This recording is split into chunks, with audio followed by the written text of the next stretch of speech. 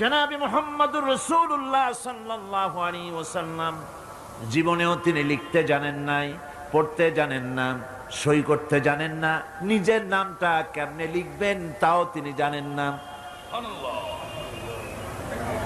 সুলহ হুদায়বিয়ার দিনে, হুদায়বিয়ার সন্ধির দিনে সন্ধিপত্র লেখা হলো, হুজুরের নাম লেখা হলো মিম মুহাম্মাদুর রাসূলুল্লাহ। তার পক্ষ থেকে কুরাইশদের মধ্যে চুক্তিপত্র লেখা হচ্ছে। কুরাইশরা বলল, মুহাম্মদ সাল্লাল্লাহু আলাইহি ওয়াসাল্লামের নামের সামনে যদি রাসূলুল্লাহ লেখো তাহলে তো চুক্তির কোনো দরকার নাই, আমরা তো তাকে রাসূল মানি না, নাউযুবিল্লাহ। মুহাম্মদ বিন আব্দুল্লাহ যদি লেখো তাহলেই আমরা এই চুক্তি মানব। রাসূল করিম সাল্লাল্লাহু আলাইহি ওয়াসাল্লাম হযরত আলীকে ডাকলেন, আলী গো, চুক্তিপত্রে যেখানে আমার নাম মুহাম্মদুর রাসূলুল্লাহ লেখা আছে, আমার নামের সামনে থেকে রাসূলুল্লাহ নামটা বাদ দিয়ে দাও, মুহাম্মদ বিন আব্দুল্লাহ লেখো। হযরত আলী বলছেন, ইয়া রাসূলুল্লাহ, সারা জীবন আপনার গোলামি করেছি, যা বলেছেন তাই শুনেছি, জীবনটাও আপনার জন্য দেওয়ার জন্য প্রস্তুত আছি, ভবিষ্যতেও যত কথা বলবেন সব মাথা পেতে মেনে নেব, কিন্তু আজকের এই হুকুম আমার পক্ষে মানা সম্ভব হবে না।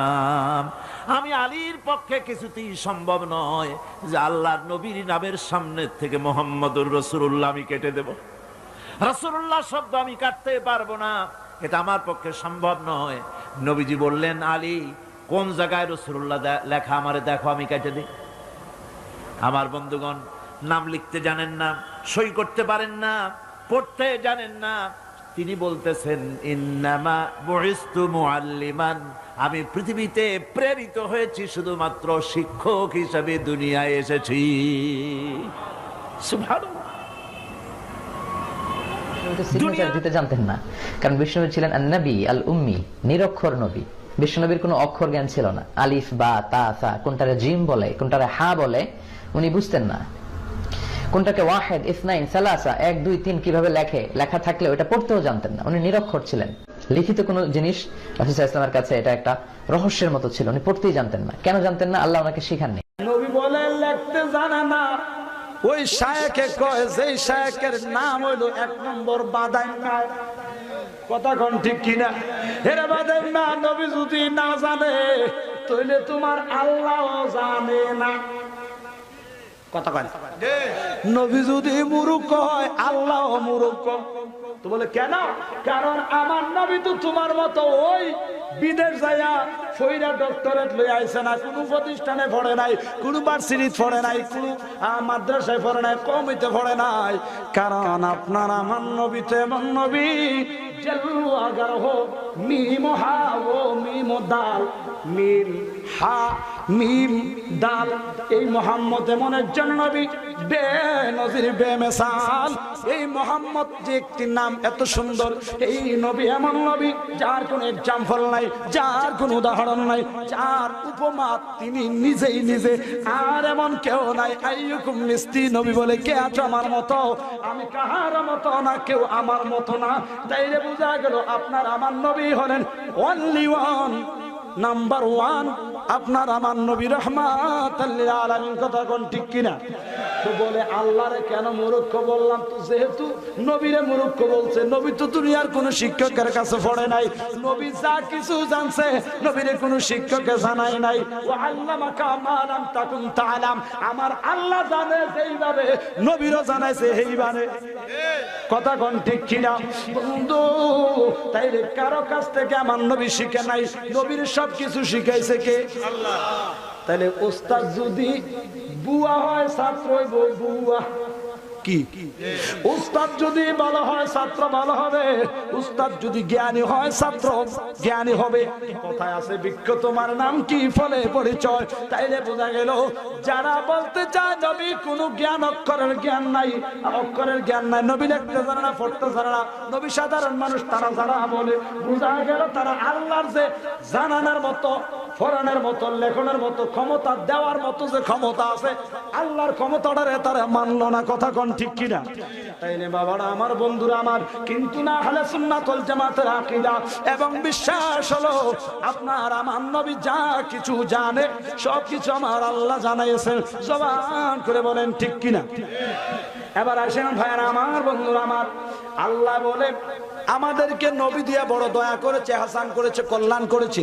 কারণ ওই ঈসা নবী যাওয়ার পরে আমার নবী আসার আগে মাঝখানে 500 বছরে মানুষ অন্যায়, অবিচার, অত্যাচার, জুলুম, ন্যায় পরায়ণতা কিচ্ছু নাই, সব ভুলে গেছে। সমাজের মধ্যে কোনো কিছুর ভেদাভেদ নাই, অন্যায়ের মধ্যে মানুষ লিপ্ত হয়ে গেল। আপনার আমার দয়াল নবীজি, মায়ের নবী রাহমাতুল আলামিন নবীজি এই দরাদামে আগমন করার পরে নবীর আদর্শকে সমাজের মধ্যে বাস্তবায়ন করলেন। আল্লাহর পক্ষ থেকে যখন হুকুম আসলো, এবারে আমার নবী দাওয়াতের কাজ আরম্ভ করে দিলেন। নবী দ্বীনের প্রচার শুরু করলেন। এই দ্বীনের প্রচার প্রসার যখন নবী করতে শুরু করলেন, ওই আরবের বেদিনেরা, কুরাইশেরা, অনেক মুশরিকেরা, জালিমেরা আমার নবীর কষ্ট দিয়েছে, কত আঘাত করেছে, রক্তপাত ঘটিয়েছে, মাথা ফাটিয়েছে, পাগল বলেছে, মন্দ বলেছে, টিটকারি করেছে, রাস্তা দিয়ে হাঁটতে লাগলে ছেলেরা একসাথে মিলে পাথর মারতো, নবী কষ্ট পাইতেন।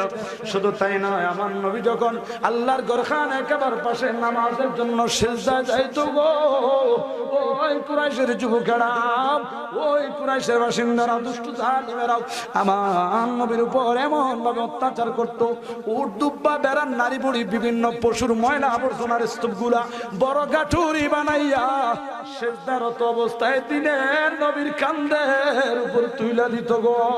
আমার নবী এত এগুলা ভারী ছিল, মাথা মুবারক তুলতে পারতেন না, নবীর কষ্ট হইতো। আমার আল্লাহ ডাক দিয়া বলতো, নবী গো আপনি ধৈর্য ধরে ফিরা রইলেন, নবী গো আপনি শুধু খালি একটা বার শুধু জবান মোবারক দিয়া বাইর করেন, শুধু বলেন একটা বার, বলতে দেরি আর করতে দেরি হবে না। আপনি শুধু একটা বার আমার কাছে বিচার দেন, আমি এই দুষ্ট জালিমরারে ধ্বংস করে ফেলাইব। জোরে কন্যা আল্লাহু আকবার। এবারে দেখেন আমরা কেমন নবীর উম্মত। আমার নবী বলে, আল্লাহ ওদেরকে ধ্বংস করেন না, ওরা বুঝে নাই, ওরা আমারে চিনে নাই। মাহবুদ ও আল্লাহ চিনলে হয় তেমন করতো না। আল্লাহ তুমি ওদেরকে যদি ধ্বংস করে দাও, আমি এই তোমার পরিচয় কার কাছে দিব? এই তাওহীদ রিসালাতের পরিচয় আমি কার কাছে দিব? আল্লাহ ওদেরকে ক্ষমা করে দাও, ক্ষমা করে দাও। কত দয়ার নবী, কত ইনসাফের নবী। বন্ধুরা আমার, ভাইরা আমার, গভীর মনোযোগ। এবারে বলতেছিলাম কেন আমরা এই নবী নবী করি। এই যে লাকাদ মান্নাল্লাহু, আল্লাহর কোরআনের আয়াত, লাকাদ মান্নাল্লাহু আলাল মুমিনিনা ইয বাসা ফীহিম রাসূলা। সুবহানাল্লাহ। অসুবিধা হইতেছে মনে হয় আমার, সময় কমের কারণে যে তাড়াতাড়ি দৌড়তেছি, মনে অসুবিধা হইতেছে না? বাবার আমার সময়ের দিকে তো খেয়াল রাখতে হবে, কারণ আমার ডিউটি আজকে অনেক পড়ে গেছে। কিন্তু একসাথে আবার ওদিক দিয়া আমার মনে হয় আমি তো নির্দিষ্ট টাইমটা জানি না, কেউ একটু আমার টাইমটা জানাই দেন, নাইলে আবার করসিংয়ে ফিরে থেকে যাত্রী বিরক্ত হয়ে গিয়ে ব্যাপার করবো।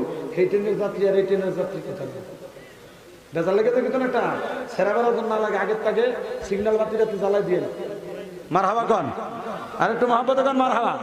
আমার ভাইরা, তাইলে বলতেছিলাম আল্লাহ এমন একজন নবী আমাদেরকে দিয়েছেন, আমাদের মধ্য থেকে আমাদের মতো করে, আমাদের মডেলে, ডিজাইনে, নমুনা, আকৃতিতে মতন কইরা এমন একজন নবী পাঠাইছেন, যারে পাঠাইয়া যেই নবীরে দিয়ে আমাদের জন্য আল্লাহ ইহসান করেছেন। সুবহানাল্লাহ। কেননা এই নবীর কাছে তো আমরা সত্য দিন পরিচয় পেয়েছি, আল্লাহর একত্ববাদের পরিচয় পেয়েছি। কোরআন বলেন, নামাজ বলেন, শরীয়তের যত বিধিবিধান যা কিছু আছে সব কিছু আমরা নবীর কাছে পাইছি। নবী পাইছে কার কাছে? নবী কি দুনিয়ার কারো কাছে শিক্ষা আসছে? নবীরে শিখাইছে কে? জোরে কোন সুবহানাল্লাহ। তাহলে এমন একজন নবী আমরা পাইছি। তাহলে এই নবী, যেই নবী পাইয়া আমরা কল্যাণকৃত হলাম, যেই নবী পাইয়া আমরা দামি হয়েছি, শ্রেষ্ঠ নবীর উম্মত হওয়ার কারণে সকল নবীর উম্মতের সাথে আমরা মর্যাদা সবচাইতে বেশি, আমরা ভিআইপি। তাহলে আমরা কি খুশি না বেজার? কিন্তু অনেকে আবার খুশি হইতে পারে না, বোঝা গেল তোলে তারা নবী মানে না। কথা কন ঠিক কিনা? কারণ বাবারা আমার, বন্ধুরা আমার, এই কথাগুলা কেন বলছি? বর্তমান সময়টা এমন একটা সময়, আমরা হয়তো উলামায়ে কেরামের মুখে বা উলামায়ে কেরাম কোরআন হাদিস বিভিন্ন ইতিহাসের পাতায় লেখা দেখেছেন, জ্ঞান অর্জন করার মাধ্যমে জানতে পেরেছেন আপনার আমার কামলে বলা দয়াল নবী। অসুবিধা হচ্ছে আপনারা খারাপ লাগতেছে কোনো মহব্বত একটু দৃশ্য করে দেখবেন, ক্লান্তি দেখিব। আল্লাহ